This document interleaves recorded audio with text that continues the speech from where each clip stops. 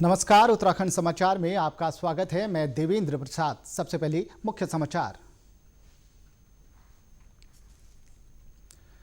राष्ट्रपति रामनाथ कोविंद ने उत्तराखंड के 2 शिक्षकों को किया राष्ट्रीय शिक्षक पुरस्कार से सम्मानित। देहरादून की सुधा पेन्योली और बागेश्वर के केवलानंद कांडपाल को मिला सम्मान।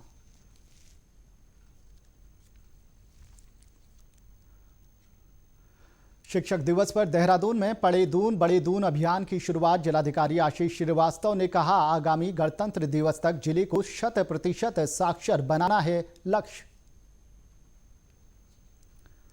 केंद्र सरकार ने ईज ऑफ डूइंग बिजनेस को लेकर राज्य व्यापार रिफॉर्म एक्शन प्लान 2019 की रैंकिंग आज जारी की। कारोबारी सुगमता में उत्तराखंड को मिला 11वां स्थान।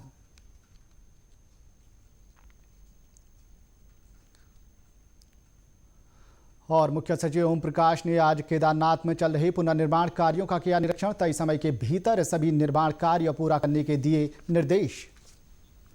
अब खबरें विस्तार से।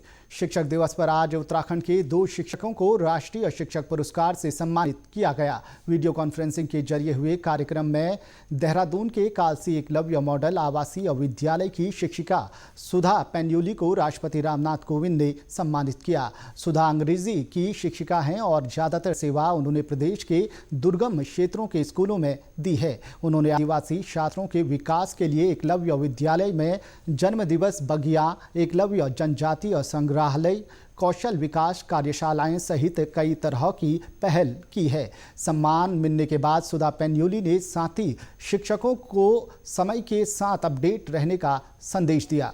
बने हैं और जब हम अपनी चॉइस से टीचर बने हैं तो हमें ये देखना चाहिए कि समाज में जो शिक्षक वर्ग है उसको बाकी सभी प्रोफेशन से कहीं ऊंचा दर्जा प्राप्त है। तो उस गरिमा को कायम रखते हुए हम एक और अपनी सब्जेक्ट अपडेट करते रहें टेक्नोलॉजी विकास के साथ साथ, और दूसरी तरफ पूरी ईमानदारी से और फुल डेडिकेशन के साथ हम अगर अपनी ड्यूटी करते हैं तो निश्चित रूप से हमारे जो प्रयास हैं वो सफल होते हैं। वहीं बागेश्वर के शिक्षक डॉक्टर केवलानंद कांडपाल को भी आज राष्ट्रपति ने शिक्षक पुरस्कार से सम्मानित किया। उन्हें ये पुरस्कार लड़कियों की शिक्षा में विशेष योगदान के लिए दिया गया। डॉक्टर कांडपाल ने ग्रामीण क्षेत्रों में मां बेटी सम्मेलन के जरिए लड़कियों को स्कूल न छोड़ने के लिए प्रेरित किया। वो कहते हैं कि इस पुरस्कार के मिलने के बाद उनकी जिम्मेदारी भी बढ़ गई है। मेरा विद्यालय अति दुर्गम क्षेत्र में अवस्थित है, जो मुख्यालय से 29 किलोमीटर दूर है। उस विद्यालय में मेरे द्वारा किए गए प्रयासों को इस पुरस्कार से मान्यता मिली है। और एक और बात से मैं हर्षित हूँ कि इस पुरस्कार को प्राप्त करने के लिए मैं उत्तराखंड राज्य का प्रतिनिधित्व किया और विशेषकर जनपद बागेश्वर का उसमें प्रतिनिधित्व हुआ है और एक दुर्गम क्षेत्र में अवस्थित विद्यालय को इससे मान्यता मिली है। इस पुरस्कार को पाने के बाद मेरी जिम्मेदारियाँ निश्चित रूप से बढ़ जाती हैं और ये पुरस्कार मुझे भविष्य में अपने काम को सबसे निरंतर प्रेरित करता रहेगा। शिक्षक दिवस पर आज राष्ट्रपति रामनाथ कोविंद ने देश के सर्वश्रेष्ठ 47 शिक्षकों को उनके उल्लेखनीय योगदान के लिए राष्ट्रीय पुरस्कार प्रदान किए। इस अवसर पर उन्होंने कहा कि शिक्षक वास्तविक राष्ट्र निर्माता है। देहरादून में 100% साक्षरता हासिल करने के लिए आज पढ़े दून बड़े दून कार्यक्रम की शुरुआत की गई है। शिक्षक दिवस के मौके पर यह अभियान शुरू किया गया। जिलाधिकारी डॉक्टर आशीष श्रीवास्तव ने कहा कि जिले में कराए गए सर्वे के आधार पर अभी तक 19,122 लोग चिन्हित किए गए हैं। इन सभी लोगों को साक्षर बनाना है। इसके लिए आज एक पोर्टल भी लॉन्च किया गया है। ऐसे लोग जो इस कार्यक्रम से जुड़ना चाहते हैं और आसपास रहने वाले लोगों को पढ़ाना चाहते हैं, वे इस पोर्टल पर रजिस्ट्रेशन करा सकते हैं। जिलाधिकारी ने कहा कि आगामी गणतंत्र दिवस तक देहरादून को पूरी तरह साक्षर बनाना उनका लक्ष्य है। हम आज एक पोर्टल लॉन्च कर रहे हैं। उस पोर्टल को लॉन्च करने के बाद जो भी वॉलंटियर करना चाहता है ऐसे लोगों को पढ़ाने के लिए, जो लोग अभी साक्षर नहीं हैं, इनमें से बहुत सारे लोग ऐसे हैं जो कि काफ़ी एज के हैं, तो उन लोगों को भी पढ़ाने के लिए कि हम कोशिश ये कर रहे हैं कि जब अगला गणतंत्र दिवस हम मनाएं तो उस गणतंत्र दिवस के दिन हमारा जनपद जो है पूरी तरीके से साक्षर हो, 100% साक्षरता इसके अंदर हो। केंद्रीय वित्त मंत्री निर्मला सीतारमण ने ईज ऑफ डूइंग बिजनेस को लेकर राज्य व्यापार रिफॉर्म एक्शन प्लान 2019 रैंकिंग आज जारी की है। वीडियो कॉन्फ्रेंसिंग के जरिए हुए कार्यक्रम में मुख्यमंत्री त्रिवेंद्र सिंह रावत भी शामिल हुए। घरेलू और वैश्विक निवेशकों को आकर्षित करने, कारोबारी माहौल में सुधार लाने और राज्यों के बीच प्रतिस्पर्धा को बढ़ावा देने के लिए ये रैंकिंग जारी की जाती है। इस रैंकिंग में आंध्र प्रदेश टॉप पर है, वहीं उत्तर प्रदेश दूसरे और तेलंगाना तीसरे स्थान पर रहा है। उत्तराखंड पिछली रैंकिंग से सुधार लाते हुए अब 11वें स्थान पर आ गया है। इससे पहले 2015 में उत्तराखंड की रैंकिंग 23 थी। इस लिहाज से सुधार लाने वाले राज्यों की श्रेणी में उत्तराखंड का प्रदर्शन बेहतर रहा है। केंद्रीय मंत्री निर्मला सीतारमण ने कहा कि कुछ राज्यों ने कारोबारी माहौल सुधारने के लिए उल्लेखनीय कार्य किया है। केंद्रीय मंत्री पीयूष गोयल ने कहा कि ease of doing business ranking राज्यों द्वारा किए गए प्रयासों को दर्शाता है। जिन राज्यों ने कारोबारी सुगमता के लिए अच्छा प्रदर्शन किया है, उन्हें राज्य सकल घरेलू उत्पाद का 2% अतिरिक्त ऋण लेने की अनुमति मिलने में सहूलियत होगी।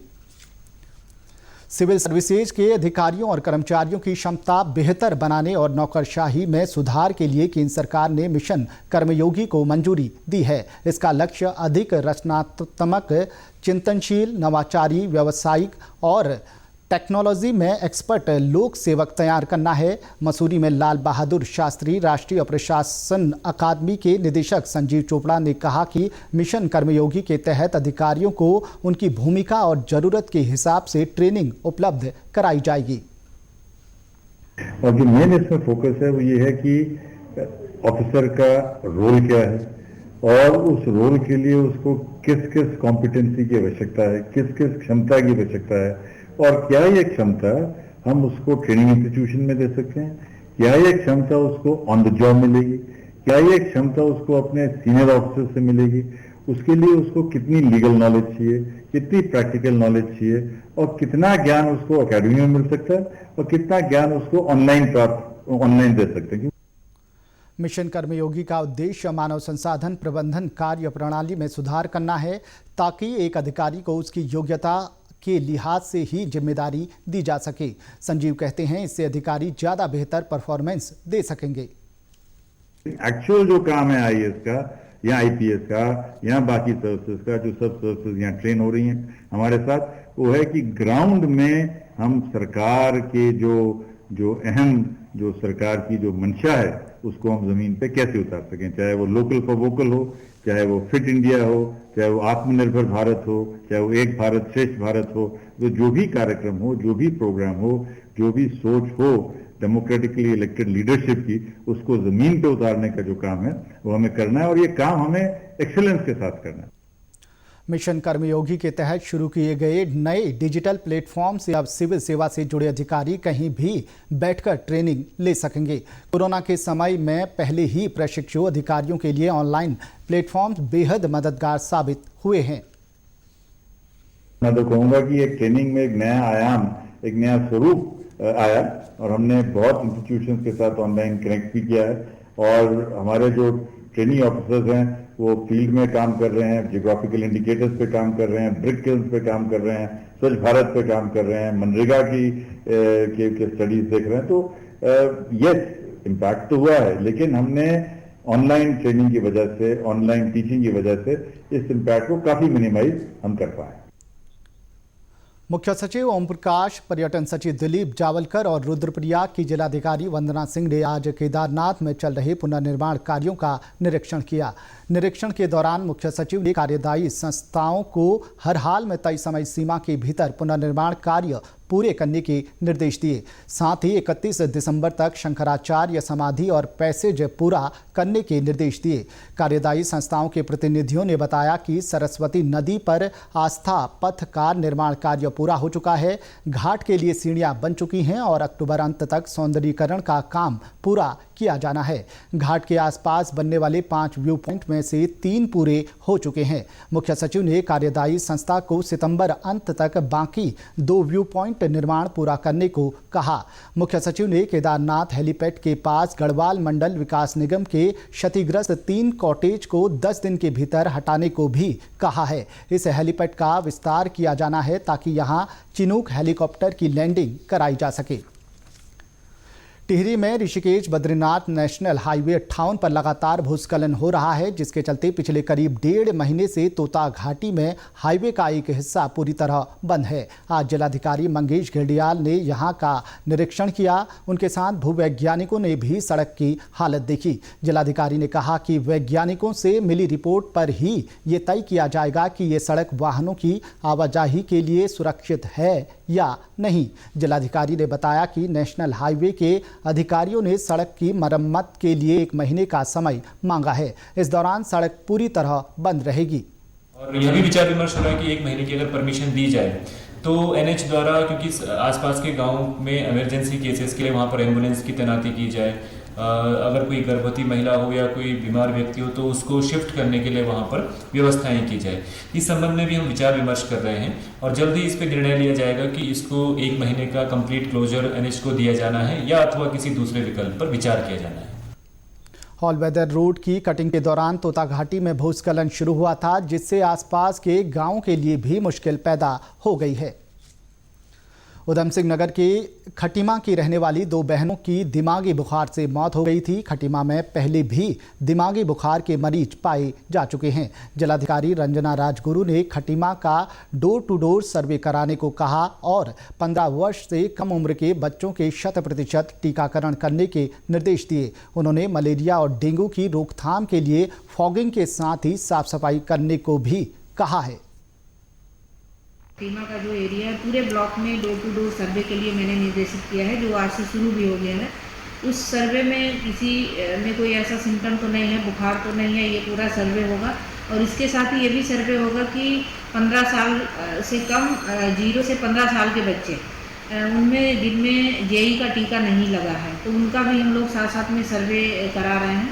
तो ऐसे एनएम को सख्त निर्देश है कि ऐसे बच्चों का चिन्हांकन करें और वो हमें रिपोर्ट दें और ऐसे बच्चों को जो छूटे हुए हैं उनको तत्काल रूप से हम लोग टीकाकरण करा सकें।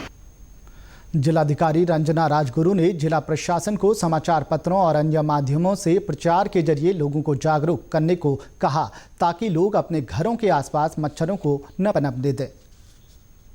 उत्तराखंड के समाचारों में बस इतना ही। चलते चलते मुख्य समाचार एक बार फिर। राष्ट्रपति रामनाथ कोविंद ने उत्तराखंड के 2 शिक्षकों को किया राष्ट्रीय शिक्षक पुरस्कार से सम्मानित। देहरादून की सुधा पेन्योली और बागेश्वर के केवलानंद कांडपाल को मिला सम्मान।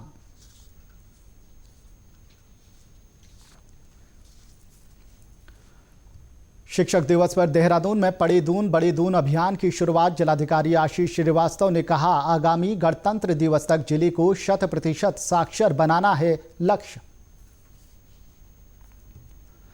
केंद्र सरकार ने ईज ऑफ डूइंग बिजनेस को लेकर राज्य व्यापार रिफॉर्म एक्शन प्लान 2019 की रैंकिंग आज जारी की। कारोबारी सुगमता में उत्तराखंड को मिला 11वां स्थान।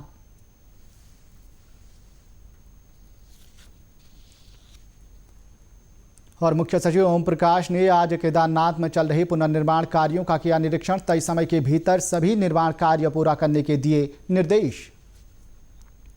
उत्तराखंड की खबरों के लिए आप हमसे सोशल मीडिया पर भी जुड़ सकते हैं। हमारा ट्विटर हैंडल है DDNews_देहरादून। हमारा फेसबुक पेज है DD News उत्तराखंड और हमारे YouTube channel DD News Uttarakhand को भी सब्सक्राइब करें। इसी के साथ समाचार समाप्त हुए। नमस्कार।